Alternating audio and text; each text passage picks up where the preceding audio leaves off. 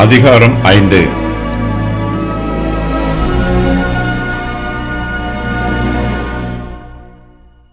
Solomon இந்த அதிகாரத்தில் தேவனை ஆராதிப்பது பற்றி எழுதுகிறார்.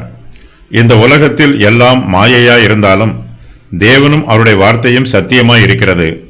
நம்முடைய ஞானத்திலும் கனத்திலும் வல்லமையிலும் தொழிலிலும் வியாபாரத்திலும் ஐஸ்வர்யத்திலும் நமக்கு மெய்யான சந்தோஷம் கிடைக்காது. இவை எல்லாமே மாயையும் மனதிற்கு சஞ்சலமுமாய் இருக்கும். நாம் மாயையை பின்பற்றினால் நம்முடைய ஜீவியம் பரிதாபமாய் முடியும். நாமும் பரிதபிக்கப்படத்தக்கவர்களாய் இருப்போம். வீணான மாயையை பின்பற்றுகிறவர்களும் மாயையாகவே இருப்பார்கள். நாம் மாயையை குறித்து மிகவும் கவனமாய் இருக்க வேண்டும்.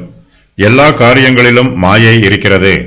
ஆகையினால் எது மாயை என்பதையும் எது சத்தியம் என்பதையும் நாம் வேறு பிரித்து காண வேண்டும்.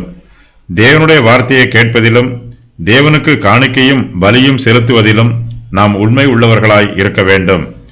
நம்முடைய ஜெபமும் நாம் தேவனுக்கு பொருத்தனை பண்ணுவதும் மாய்மாலமாய் இருக்கக்கூடாது. அதிலும் உண்மை இருக்க வேண்டும். ஒரு சிலர் ஆவிக்குரிய தரிசனங்களை காணாமலேயே தாங்கள் தெய்வீக சொப்பனங்களை கண்டதாகவும் தங்களுக்கு தெய்வீக வெளிப்பாடுகள் கிடைத்ததாகவும் பொய் சொல்லுகிறார்கள். இவர்களை குறித்தும் நாம் எச்சரிக்கையாய் இருக்க வேண்டும். இந்த உலகம் ஒரு மாயை. உலகத்தின் ஐஸ்வர்யமும் மாயை. இந்த உலகத்தின் ஐஸ்வர்யத்தினால் நம்முடைய மனதிற்கு மெய்யான சந்தோஷம் கிடைக்காது. அதற்கு பதிலாக நம்முடைய மனதிற்கு சஞ்சலமே உண்டாகும். உலக ஐஸ்வர்யத்தினால் நமக்கு ஒரு பிரயோஜனமும் உண்டாகப் போவதில்லை. செல்வம் அதிகரிக்கும் போது அவனுக்கு கவலைகளும் பிரச்சனைகளும் அதிகரிக்கும். ஐஸ்வர்யவானுக்கு தூக்கம் சரியாக வராது. ஐஸ்வர்யவான்களுக்கு அநேக ஆபத்துக்கள் வரும். பல சமயங்களில் ஐஸ்வர்யமே அதை உடையவர்களை அழித்து போடும். நாம் எவ்வளவுதான் ஐஸ்வர்யம் சேர்த்தாலும் நம்முடைய ஐஸ்வர்யம் நாம் மரிக்கும்போது நம்மோடு கூட வரப்போவதில்லை.